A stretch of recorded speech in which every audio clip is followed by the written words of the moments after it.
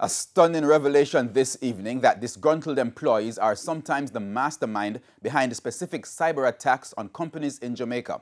The employees sometimes ask their companies to pay for the information they steal.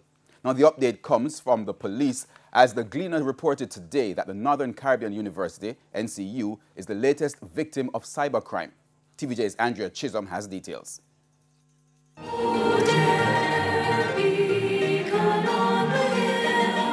The Dare beacon on the hill had its lights dimmed when the university became aware of the cyber attack on January 22.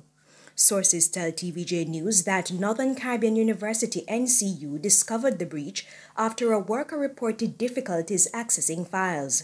It turned out that administrative systems were affected.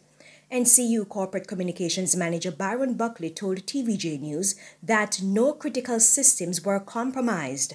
A memo to staff and students also indicated that student records and the learning management system were not affected. So, what did the hackers want? Sources say they demanded over $1 million.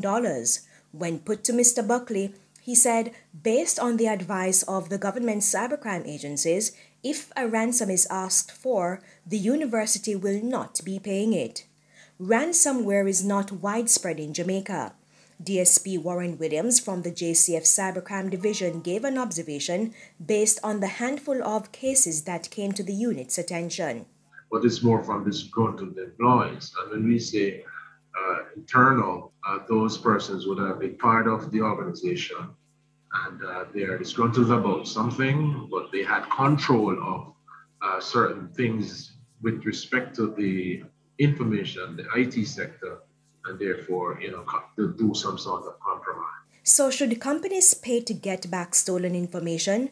DSP Williams warned that hackers may only release some of the data. So you have to be careful or you negotiate with these perpetrators because you may pay and end up not stop paying. In the meantime, DSP Williams says companies are reluctant to formally report ransomware attacks, choosing instead to tell the police about it, fix the system, and then it's business as usual. He believes companies are concerned about reputational damage, but warned of long-term consequences. If we have unreported cases, we don't know what is happening in the space. We can't properly prepare and train people to investigate these cases. We don't know what is affecting, the digital space. And of course, if as law enforcement we don't know, then we can't advise the public. And of course, we can't investigate these cases properly. Andrea Chisholm, TVJ News.